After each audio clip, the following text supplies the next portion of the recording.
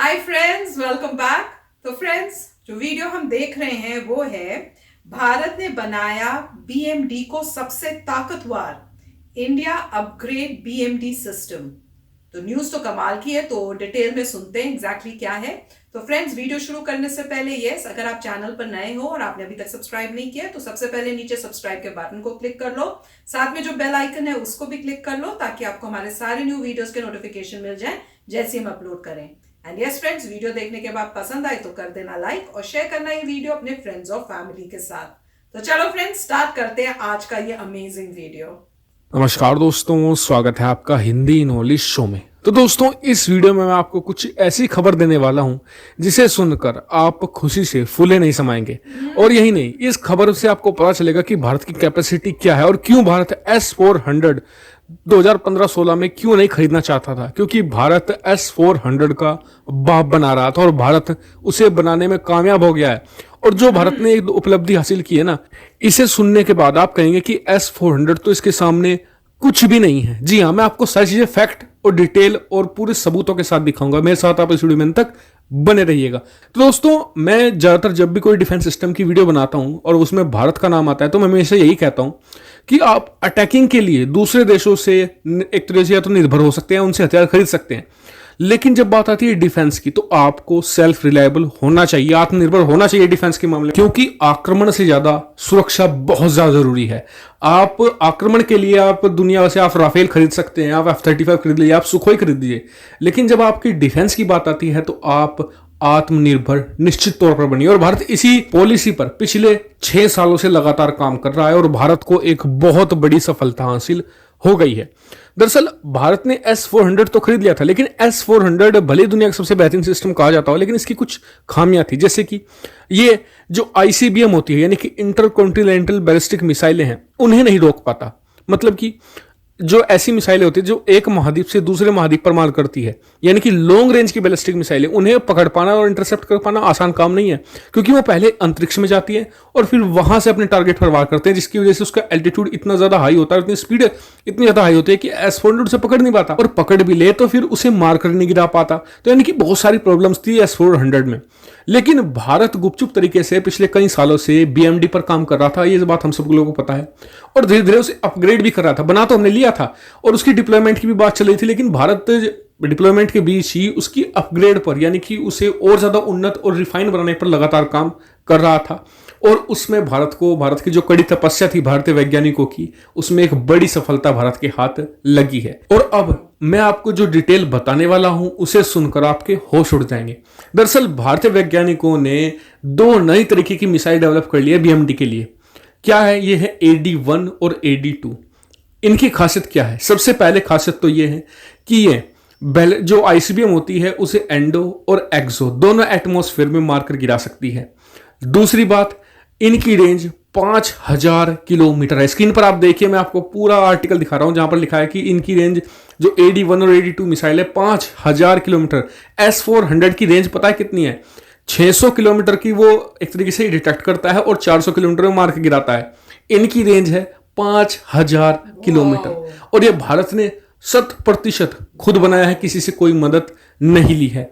और इन मिसाइलों का निर्माण भारत ने कर लिया है और इन्हें एक तरीके से अब डिप्लॉयमेंट की तैयारियों के तहत अब इन्हें तैयार किया जा रहा है। दोनों मिसाइल डेवलप कर ली जा चुकी हैं। और अब सोचिए कि कहां 400 किलोमीटर और कहां 5000 किलोमीटर। और भारत के लिए सबसे अच्छी बात तो ये देखिए, जब सिचुएशन युद्ध जैसी आती है, जैसे कि भारत चीन के बीच युद्ध जैसी सिचुएशन है और हमें S-400 की डिलीवरी अभी रूस दे नहीं रहा है, कह रहा है कि अगले साल तक देगा। हमने जो BMD को खुद ब खुद डेवलप किया है, मान लीजिए अगर 2022 में 23 में ऐसी सिचुएशन दोबारा फिर से पैदा होती है तो भारत तेजी से इन मिसाइलों का निर्माण कर BMD को पूरे देश में डिप्लॉय कर सकता है। दूसरी बात, सस्ती पड़ेंगी। S-400 की एक यूनिट की कीमत, जी हाँ, यानी कि एक सिस्टम की कीमत $1 अरब है। 7400 करोड़ रुपए एक सिस्टम की कीमत है। सोचिए कितना ज्यादा महंगा पड़ता है हमें एक सिस्टम ये। उसके बदौलत हम BMD को काफी सस्ते बना लेंगे, क्योंकि इसे खुद DRDO ने डेवलप किया है।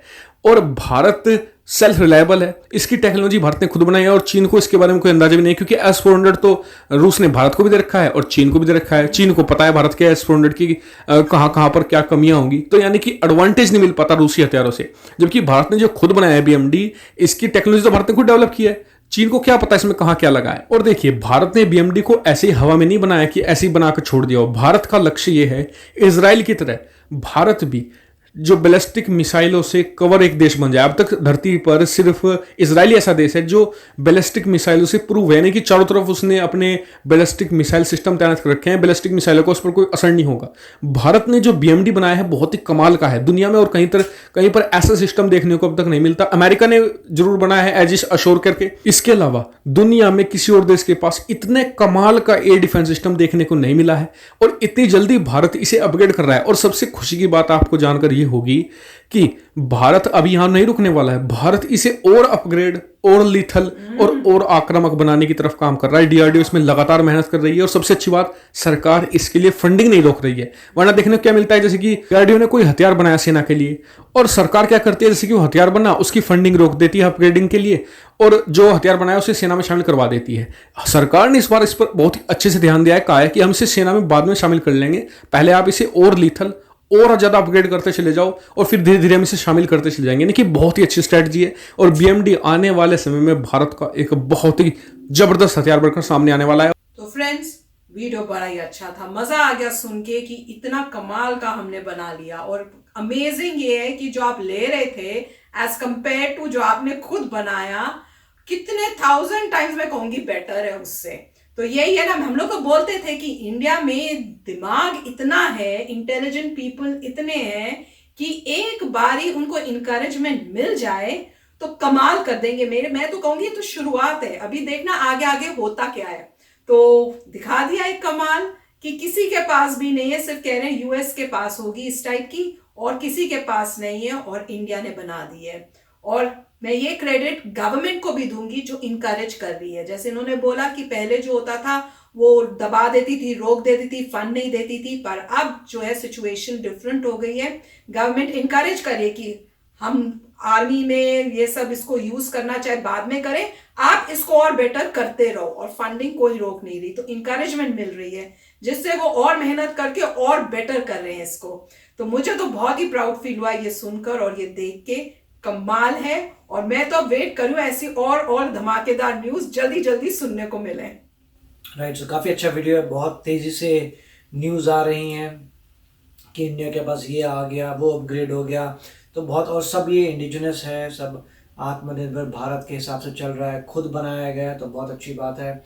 इसमें मज़े की बात ये थी कि ये S-400 जो है रशिया जो है काफ़ी उससे चल रहा था, और उसके बाद इंडिया ने 5000 किलोमीटर का जो बनाया है BMD, विच इज़ अमेजिंग, और अपने ही मेहनत से बनाया। अब पॉइंट ये है कि DRDO बना रहा है वो ठीक है, मगर अगर आप देखें इसरो में पावर है चंद्रयान करने की और मंगलयान भेजने की, तो मतलब इसरो में इतनी शक्ति है कि वो चांद में भेज सकता है रॉकेटों को और वो मार्स में भेज सकता है, तो 5000 किलोमीटर तो कुछ भी नहीं है।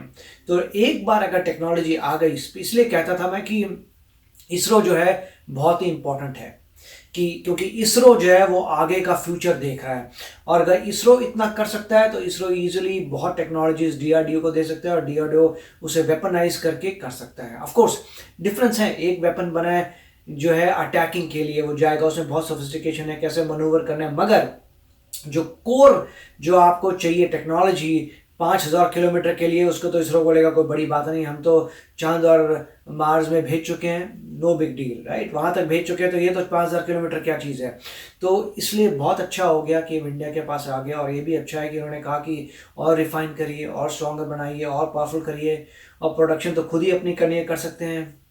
और ये तो पहले ही पॉइंट था जो बहुत बार गवर्नमेंट ने कहा है कि जब हमने जो है एक समय पर अपना खुद का बनाना बंद कर दिया, इसलिए आज ये हाल है। अगर उस वक्त अपने खुद का बनाते तो आज हम टॉप होते वेपन्स के मामले में। उस वक्त गवर्नमेंट जो आई है उसने सिर्फ खरीदारी चालू कर दी, यहाँ से खरीदो वहाँ से खरीदो, वो गड़बड़ हो गई।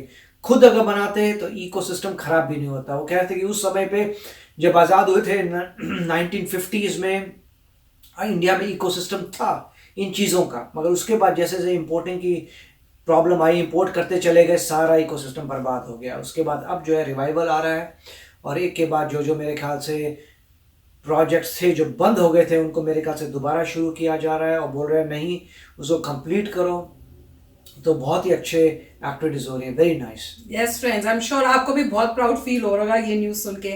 ऐसी ऐसी न्यूज़ के बारे में हमें बताते रहा करो ताकि हम भी यहाँ बैठ के खुश होकर प्राउड फील कर सके। तो चलो फ्रेंड्स, चलते हैं, मिलेंगे नेक्स्ट वीडियो में बहुत ही जल्द। Till then take care and bye bye. तो अगर आप मेरे इस चैनल पे नए हो तो जल्दी से सब्सक्राइब के बटन को हिट करो और बेल आइकन को क्लिक करो ताकि आपको मेरा जब नया वीडियो मैं लगाऊं आपको उसके बारे में जल्दी से पता चल जाए।